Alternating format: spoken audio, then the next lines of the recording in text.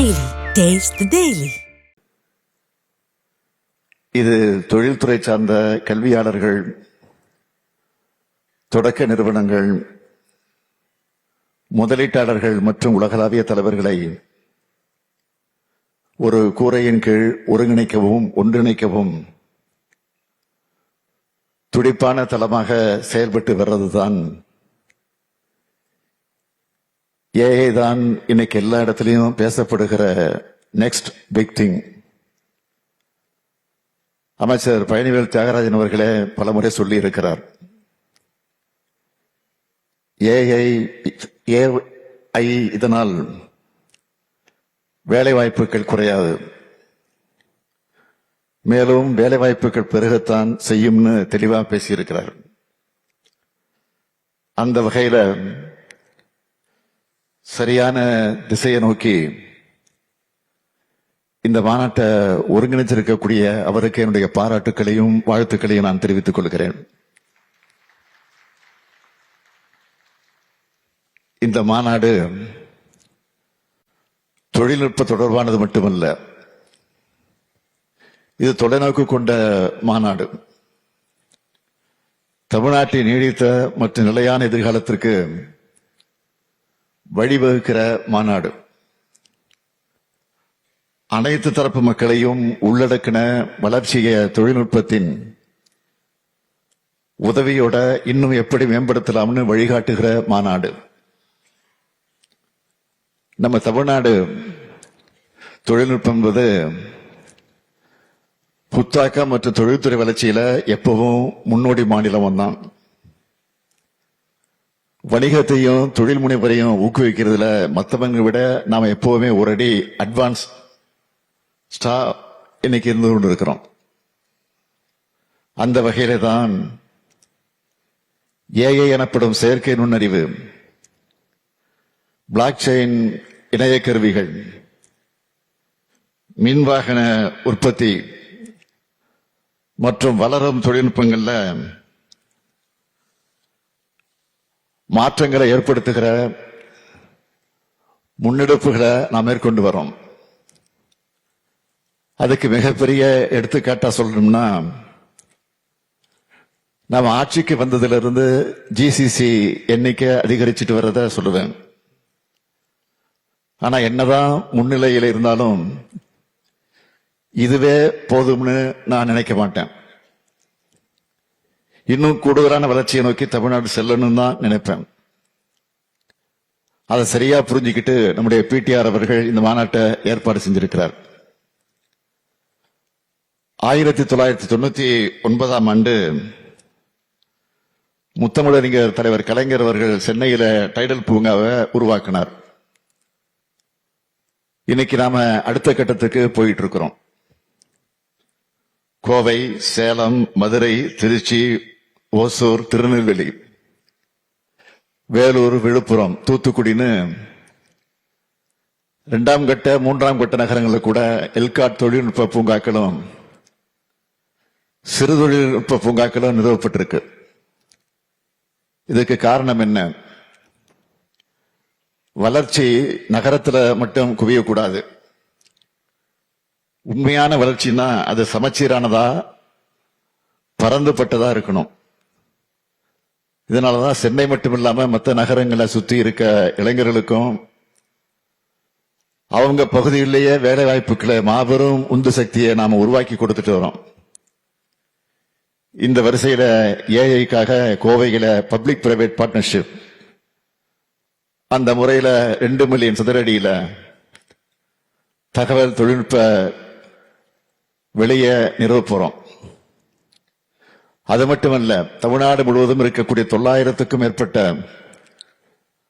புத்தொழில் நிறுவனங்கள் பயனடையக்கூடிய வகையில நம்ம அரசு செயல்பட்டு வருது.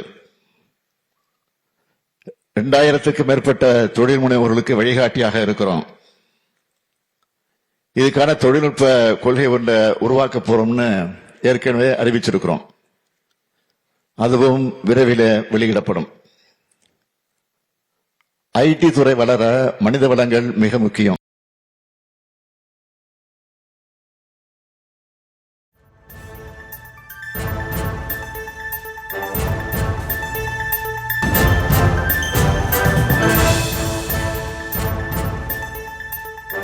என்னுடைய கனவு திட்டமான நான் முதல்வன் திட்டத்தை உருவாக்கினேன். வேறு மாநிலத்திலிருந்து இங்க இருக்க பலரும் அதை பத்தி கேள்விப்பட்டிருக்கலாம். தமிழ்நாட்டு இளைஞர்களுக்கு சாஃப்ட் ஸ்கில்ஸ், தொழில் சார்ந்த திறன்களை அளிக்கிறதுல அந்த திட்டம் பெரும் வெற்றி பெற்றிருக்கு. மற்ற மாநில இளைஞர்களோட ஒப்பிடும்போது நான் முதல்வனால நம்ம பசங்களுக்கு ஒரு பெரிய லெவரேஜ் கிடைச்சிருக்கு. அதே போல ஐசிடி பயிற்சி நிறுவனம் மூலம் கடந்த ஓராண்டுல 10,435 ஆசிரியர்கள் மற்றும் 34,267 மாணவர்கள் தொழில் சார்ந்த நிறுவனங்களுக்கான பயிற்சி பெற்றிருக்காங்க. ஐடியிலேயே எந்தெந்த துறைகள்ல டெவலப் ஆகிற ஸ்கோப் அதிகமா இருக்குன்னு கவனிச்சு அந்த துறைகள்ல நம்ம ஆசிரியர்கள் மற்றும் மாணவர்களோட திறன்களை மேம்படுத்த பல்வேறு தொழில் பிரிவுகளோட 78 கோடி ரூபாயில 13 MOU சைன் பண்ணப்பட்டிருக்கு. இது ஒரு பக்கம்னா, தமிழ் மென்பொருள்கள் உருவாக்கவும் மிகுந்த முக்கியத்துவம் கொடுத்துட்டு வரோம். தமிழ் கணிப்பொறிக்கான டிஜிட்டல் வடிவங்களை தரப்படுத்தப்படுகிற யூனிகோட் கன்சார்டியத்தில் நிறுவன உறுப்பினர் நிலையில தமிழ்நாடு அரசு என்பது பிரதிநிதியா இன்றைக்கு தமிழ் இணைய கல்விக் கழகம் விளங்குது. இன்டர்நெட்ல தமிழ் மொழி குறித்த பொருண்மைகளை மேம்படுத்த உதவணும்னு பிழை திருத்தி, கிராம அனலைசர், உரை திருத்தி போன்ற நிறைய மென்பொருள்களை தமிழ் இணைய கல்விக் கழகம் உருவாக்கியிருக்கு. தமிழ் பொருண்மைகள் அடிப்படையில் ஏஐ தொடர்பான முயற்சிகளுக்கு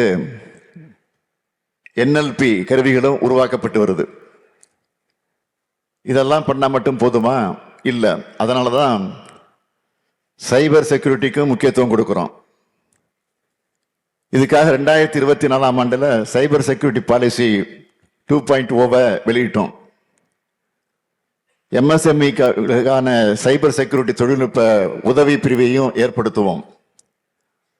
அனைத்து மாவட்டங்களையும் மின் ஆளுமையை மேம்படுத்தவும், பொதுமக்களுக்கு சேவைகளை வழங்கவும் தகவல் தொழில்நுட்பம் திறம்பட பயன்படுத்தப்படுது. அரசோட அனைத்து சேவைகளும் ஆன்லைன்ல வழங்கப்படணும். மக்களின் நேரமும் அலைச்சலும் மிச்சமாகணும். நம்ம அந்த நோக்கத்தோடு தான் நம்ம திராவிட மாடல் அரசு சேவை மையங்களோட அமைப்பு முறையை வலுப்படுத்தி இருக்கு. 2021 ஆண்டுல 14,927 இருந்த சேவைகள் மையங்கள் 2024 ஆண்டு முடிவில் 33,554 என்ற அளவுக்கு 2 மடங்குக்கு மேல உயர்ந்திருக்கு. இன்னைக்கு நாம கலைஞர் மகளிர் உரிமை திட்டம், புதுமை பெண், தமிழ் புதல்வன் திட்டங்கள், இது போன்ற திட்டங்களை தொடங்கி மாசம் மாசம் கோடிக்கணக்கான மக்களுக்கு நேரடியாக வங்கி கணக்கில் பணத்தை போடுறோம்னா அதுக்கும் இந்த டேட்டாவும் தொழில்நுட்பமும் தான் காரணம். அப்படித்தான் 1,28,00,000 பயனாளிகளுக்கு இதுவரை மொத்தம் 13,522 கோடி ரூபாய் வழங்கப்பட்டிருக்கு. எது இல்லைனாலும் பரவாயில்ல, இன்டர்நெட் எல்லா இடத்துலையும் இருக்கணும் என்கிற நிலையை உருவாக்கிடுச்சு. அதுக்காகத்தான் சென்னையில் இருக்க கடற்கரைகள், பேருந்து முனையங்கள், பூங்காக்கள் போன்ற பொது இடங்கள்ல பொதுமக்கள் இணைய வசதியை எளிதாக பயன்படுத்த 1,204 இலவச ஒய்ஃபை பாயிண்ட்ஸ் நிறுவி இருக்கிறோம். தமிழ்நாட்டில் இருக்க அனைத்து தகவல் தொழில்நுட்ப நிறுவனங்களுக்கும் ஒத்துழைப்பு மற்றும் உதவிகளை வழங்க சிறப்பு உதவி மையம் ஒன்ற எல்காட் நிறுவ இருக்கு. இப்ப நான் பட்டியலிட்ட இந்த எல்லா பணிகளையும் ஆர்வத்தோட ஒரு பெரும் கனவோட முறைப்படுத்தி செயல்படுத்திட்டு வரார் நம்முடைய தகவல் தொழில்நுட்பத்துறை அமைச்சர் பிடிஆர் தியாகராஜன் அவர்கள். இந்த பணிகள் எல்லாம் தொய்வில்லாமல் தொடரணும்னு தான் இந்த மாநாட்டை உரிய காலத்தில் அவர் ஏற்பாடு செஞ்சிருக்கிறார். இது டிஜிட்டல் யுகம்.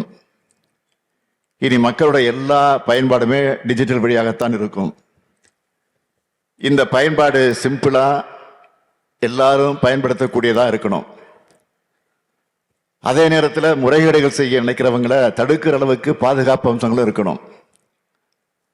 டிஜிட்டல் தொழில்நுட்பம் பரவுற அதே வேகத்தில் டிஜிட்டல் குற்றங்களும் பரவி வருது. அவை தடுக்கப்படும். அதற்கேற்ப தொழில்நுட்பங்கள் வடிவமைக்கப்படணும், வலுப்படுத்தப்படணும். ஐடி மற்றும் புதுமைக்கான அடுத்த யுகத்தை நோக்கி வளமான வாய்ப்புகளை கண்டறியவும்,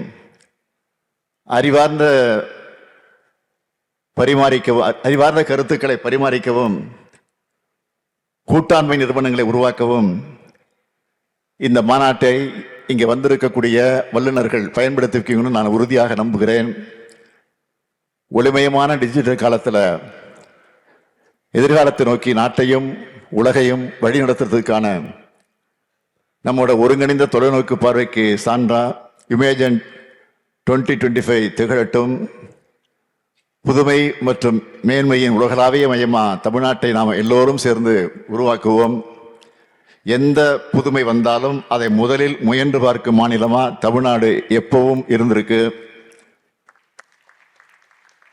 முன்னை பழமைக்கும் பழமையாய் பின்னை புதுமைக்கும் புதுமையாய் இருப்பது நம்ம தமிழ்நாடு. அந்த வழியில நம்முடைய அனைத்து செயல்பாடுகளும் இருக்கணும்னு சொல்லி இந்த மாநாடு பெரும் வெற்றி பெற வாழ்த்தி, இதை இவ்வளவு சிறப்பாக ஒருங்கிணைச்சிருக்கக்கூடிய நம்முடைய அமைச்சர் பிடிஆர் அவர்களையும் அவருக்கு துணை நின்ற அரசு அலுவலர்களுக்கும் மீண்டும் ஒரு முறை பாராட்டி விடைபெறுகிறேன். நன்றி, வணக்கம். Taste Daily. Taste the Daily.